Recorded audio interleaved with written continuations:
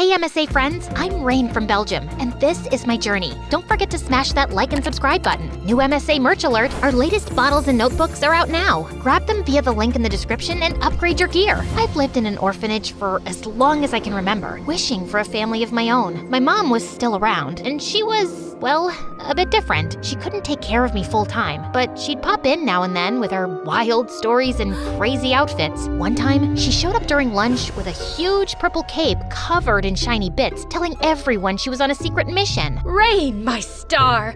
You're glowing today. Must be those good mashed potatoes. Then, right there in the middle of the room, she tried to make a spoon float in the air. Okay, so she was holding it with a string, but we all pretended to be shocked anyway. When she hugged me goodbye, she slipped a small rock into my hand. A piece of the moon for you. It was just a regular old rock, but in her world, it was something magical. You might think that the kids made fun of me because of my mom or something.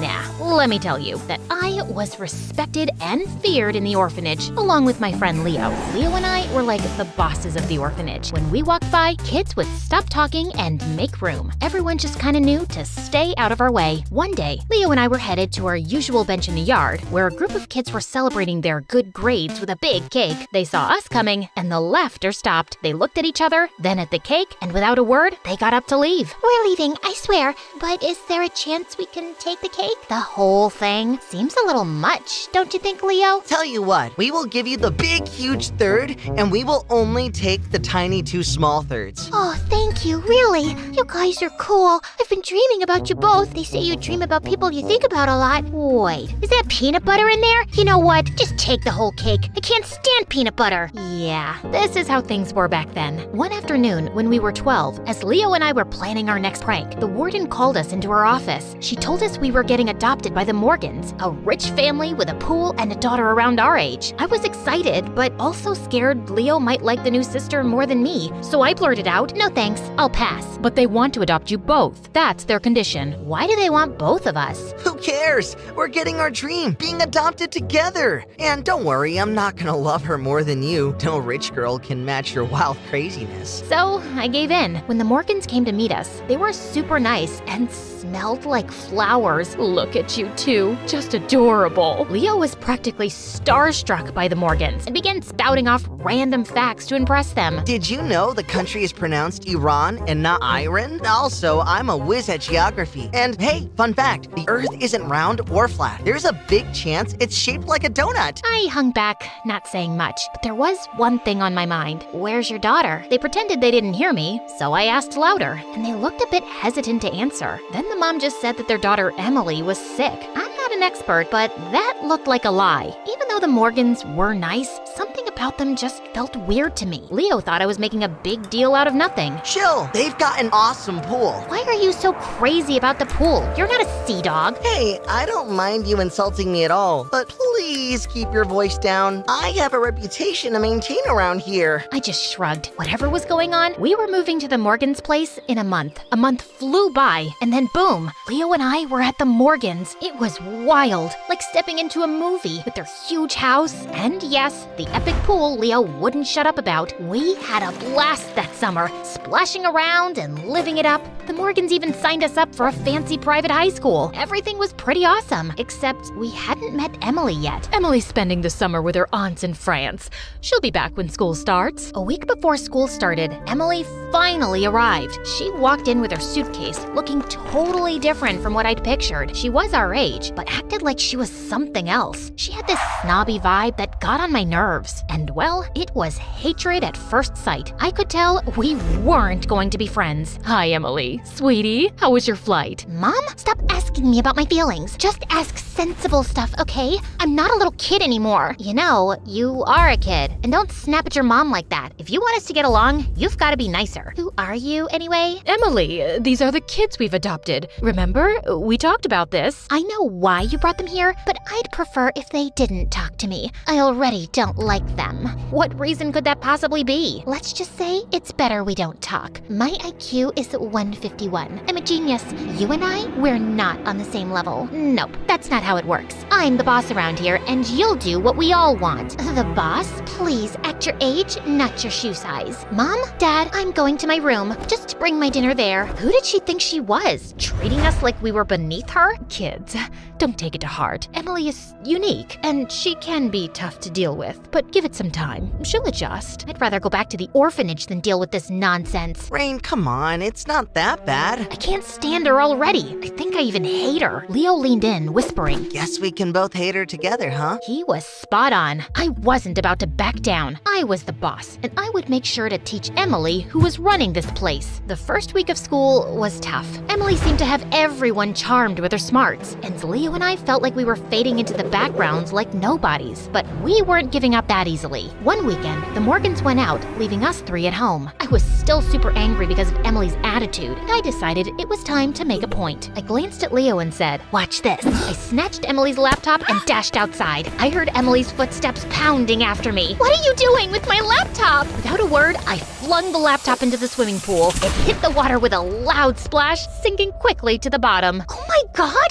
why would you do that? That's what you get for thinking you're above us. We're in this together, whether you like it or not. I left her there and walked back inside. Leo caught up to me, whispering. You know this means war, right? But to my surprise, Emily didn't do anything. She didn't even tell her parents when they were back. So I continued. I started by hiding her favorite shoes and replacing her shampoo with green hair dye. Then, during dinner, I'd imitate her snobby tone, making Leo snicker. Each prank was my way of showing Emily she wasn't the boss of our new home. But she never reacted or even told her parents anything. After weeks of our pranks, Emily started doing something unexpected. She was being nice to Leo. One afternoon, she helped him with a tough math problem he'd been struggling with for hours. I saw them laughing together, and something twisted inside me. What's happening? I thought we were in this together. I know, Rain, but she's really good at math. She just wanted to help. So that's it? She does one nice thing and suddenly she's not so bad? It's not like that. Maybe we've been too hard on her. But you said we'd hate her together. I know, but maybe it's time we gave her a chance. How dare you! I pounced on him, throwing punches. When Emily jumped in to save him, I swung at her too. But just then, my parents burst in. They pulled us apart and kept calling me for a family meeting. But I ignored them, including Leo, the dumb traitor. A week later, Leo approached me, looking serious. Rain, I hate seeing you upset.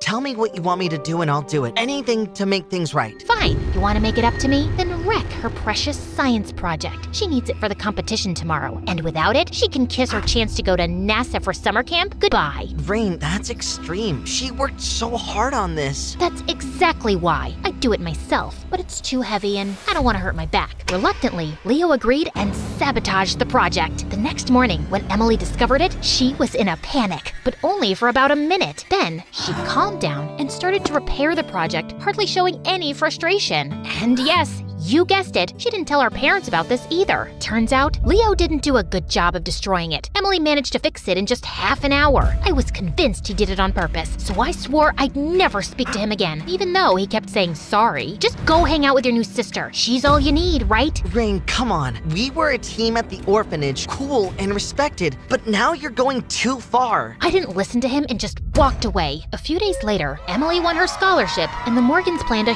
huge celebration. But Emily, in her usual snobby way, insisted that I go to bed early and not attend the party. It was so arrogant of her, and it made my blood boil. The night of the party sounded amazing from my room. I could hear the laughter and voices, with Leo out there having a blast, that idiot. Then I had a brilliant idea. I called Mom and told her we needed her show for the party. She arrived 20 minutes later. I was expecting her to ruin the party with her silly acts, but then Leo sent me a photo on Instagram. To my surprise, everyone was actually enjoying Mom's performance. Ugh! That night, I decided to try a new tactic. I'd be nice. My plan was to get close to Emily, understand her better, and then, as her friend, I could easily manipulate her to become her boss. The next morning, I prepared breakfast and took it to Emily's room. Everyone was shocked. Did you put poison in this? Want Leo to taste it first? Leo showed up from behind her door. Obviously, he was eavesdropping. No thanks. I want to stay alive. To my surprise, Emily said the breakfast was delicious. From that day, I was nicer to her. I even tricked Leo into keeping Emily busy so I could set up a birthday surprise in her room. In reality, I wanted to snoop through her things for answers, but I found nothing. Weeks passed, and I was getting along better with Emily. I was secretly messing with her though, like turning off her alarm so she'd miss her weekend lessons and hiding her homework, but I was done with petty pranks now. So one morning before school, I came down crying frantically. I can't find my necklace. The one Mom gave me, the gold one. I've looked everywhere.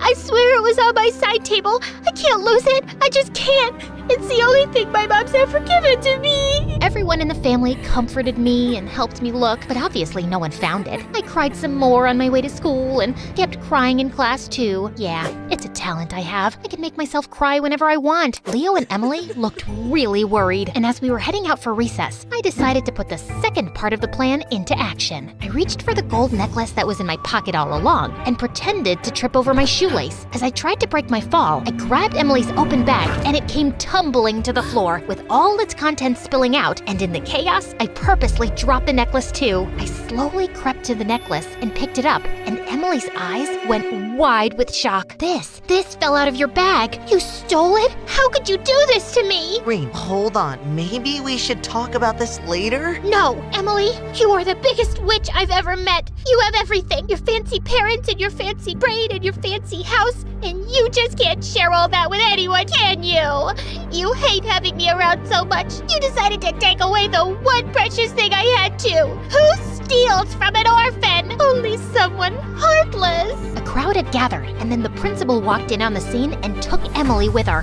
Ha! Miss High and Mighty would surely get suspended now. But when I got home, I found the entire family gathered in the hallway, standing next to my packed bags. My biological mom was waiting too. Sweetie, I'm so happy you can live with me now. I'm doing so much better with my new meds, so I can take care of you. You're moving out. Rain, I know what you've been doing. I tried to make you feel like family, but you need to leave. You have problems. What? I didn't do anything. We know everything, sweetheart. This has to end. Oh, great. So living with my crazy mom will fix everything? That's not a nice thing to say. Maybe if you were a better mom, I wouldn't act like this. And you guys, you're no better. You let Emily boss us around. No, Rain. Emily was fine. I mean, not the greatest, but also not evil. You need help. Help? You all think I'm crazy? Fine, I'll show you crazy. Then I stood there for a bit. We're waiting. Well, I wanted to attack one of you, but that'll prove your point that I'm crazy. I'm not, but I like things to be under my control. Always. Come on, Mom. Let's go home. These people don't deserve me. Weirdos. I went with Mom, but honestly, I missed the Morgans a lot, including Emily. Leo and I kept in touch. I thought living with my biological mom would be the hardest part, but I was actually learning and thinking about new things. One day, after Mom's street performance, a girl asked her, Can I be brave like you when I grow up? Bravery isn't just about doing daring things. It's also about being kind, accepting others, and understanding that we all have fears. On our way home, Mom talked about her past, how she pushed people away and felt lonely. She wished she had learned the importance of connection sooner. I was so busy being different, Rain, that I didn't realize I was alone in my own world. For the first time, I didn't see Mom as just crazy. She had her issues, but I realized it's never too late to change. She had improved, and now she was raising me with love. Then it hit me, and the next thing I knew, I was apologizing to my adoptive family. What I did was wrong. I'm not asking to come back. I want to live with Mom, but I want us to be friends. You're forgiven.